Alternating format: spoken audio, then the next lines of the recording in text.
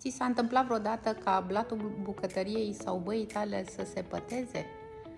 Cu siguranță da. Avem foarte mulți clienți care care ne solicită soluții pentru îndepărtarea petelor de pe blaturile de bucătărie sau baie și de fiecare dată noi solicităm o fotografie cu blatul respectiv ca să vedem care este natura petei. Nu numai blaturile se pot păta, se poate păta și pardoseala și placajul vertical și așa mai departe. După ce primim fotografia și analizăm imaginea și vedem de ce natură este pata, dacă ea provine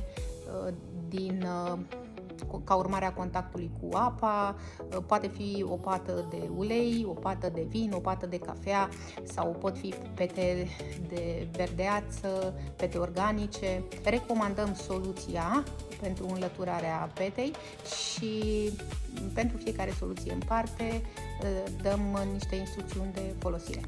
Dacă piatra ta s-a pătat indiferent de motiv, trimite-ne o fotografie și noi vom reveni cu o recomandare pentru soluția de curățare.